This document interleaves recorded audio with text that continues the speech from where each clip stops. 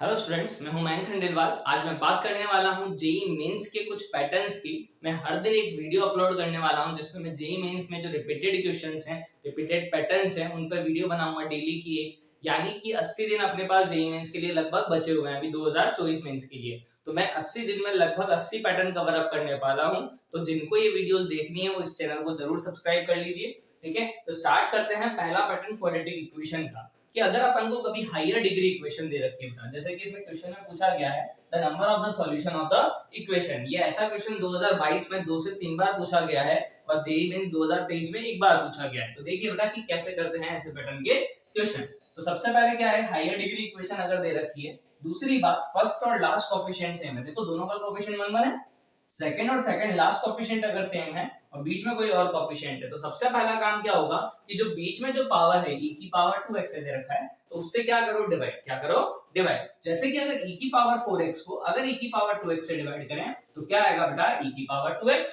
Similarly अगर 4e की power 3x दे रखा है अपन को, इसको अगर e की पावर 2x से डिवाइड किया तो 3 पावर है अपॉन 2 पावर, तो कितनी पावर बचेगी, 1 पावर। सिमिलरली अगर यहां देखूं तो 58 था e की पावर 2x अपॉन e की पावर 2x, क्या हो जाएगा पर। फिर देखा 4 है e की पावर x अपॉन e की पावर 2x, यानी कि क्या बचेगा, e की पावर x। 1 अपॉन e की पावर 2x, तो ये e की पावर 2x इक्वल टू 0। अब क्या करेंगे बेटा, e की पावर 2x यहां भी दिख रहा है और यहां भी दिख रहा है, तो क्लब कर लो। क्लब कर लो मतलब पेयर बना लो। तो ये e की power 2x plus 1 upon e की पावर 2x को क्या रख दिया साथ में।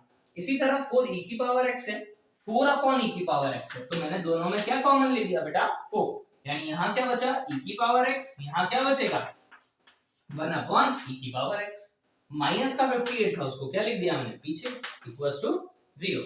अब अगर देखा जाए बेटा, ये e की power x plus 1 upon e की पावर x है, तो इसको मैं अगर t अज्यूम कर लूं, क्या e की power x plus 1 upon e की पावर x को लेट मैंने मान लिया क्या है, t है। तो ये क्या दिखेगा अपन को, 4t माइनस 58 इक्वल टू 0। तो अपना काम क्या होता है कि इसी की टर्म में, जैसे इसको t माना है तो इसको भी t की टर्म में कन्वर्ट करना। तो अगर किसी को ये दिख रहा हो कि भाई e की पावर 2x, ठीक है, प्लस 1 अपॉन e की पावर 2x है, नहीं, इसको क्या मैं ऐसा लिख सकता हूँ, e की पावर x का स्क्वायर प्लस 1 अपॉन e की पावर x का होल स्क्वायर, ऐसा लिख सकता हूँ। यानी कि अगर देखें तो यार इस चीज का स्क्वायर आ रहा है और इस चीज का स्क्वायर आ रहा है, और ये मैंने पढ़ा है कि यार a square plus b square अगर दिखे तो इसको लिखते थे a प्लस b का होल स्क्वायर माइनस 2ab। सबको पता होगा कि अगर कभी क्या दिख रहा है, a square plus b square, तो इसको क्या लिख सकते हैं अपन, a प्लस b का होल स्क्वायर माइनस 2ab, यानी e की पावर x से e की पावर x तो कैंसिल आउट। यानी इसको क्या लिख सकते हैं, अब देखिए मैंने क्या माना था, इसको t, क्या माना था t, तो इसको t स्क्वायर माइनस 2 लिख सकता हूं। यानी इसकी जगह मैं क्या लिख दूं, t square minus 2 plus as it is. अब ये क्या हो गया, t square plus 4t minus का 60 इक्वल टू 0।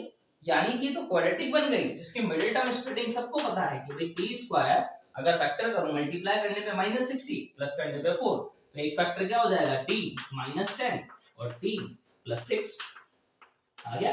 मल्टीप्लाई करने पे 60 भी आ गया और 4 भी आ गया, यानी t की दो वैल्यू आई। एक तो t की वैल्यू कितनी आ गई, 10, एक t की वैल्यू कितनी आ जाएगी, -6। भाई t प्लस 6 को 0 करोगे तो क्या आएगा अपने पास, क्या है बेटा अपने पास 6 वैल्यू है इक्वल टू 0। तो t की वैल्यू -6 और t की वैल्यू 10। अच्छा अब t क्या माना था मैं, t मैंने माना था e की power x plus 1 upon e की पावर x, यही माना था, इक्वल टू एक बार 10 और एक बार -6। तो भाई मुझे पता है कि e की पावर x हमेशा पॉजिटिव होता है, क्या होता है, हमेशा पॉजिटिव। ये भी हमेशा पॉजिटिव, कभी नेगेटिव नहीं होगा, तो ये -6 तो हो नहीं सकता। यानी कि e की power x plus 1 upon e की पावर x इक्वल टू कितना आया अपने पास, 10। यानी कि ये अपने पास क्या बन गई, फाइनल इक्वेशन। अब अगर इसको मैं सॉल्व करना चाहूं, क्या इसको अगर मैं सॉल्व करना चाहूं तो कैसे सॉल्व करेंगे, देखिए आए। तो क्या करें, e की power x plus 1 upon e की पावर x है, तो देखिए e की power x plus 1 upon e की पावर x इक्वल टू 10 आया।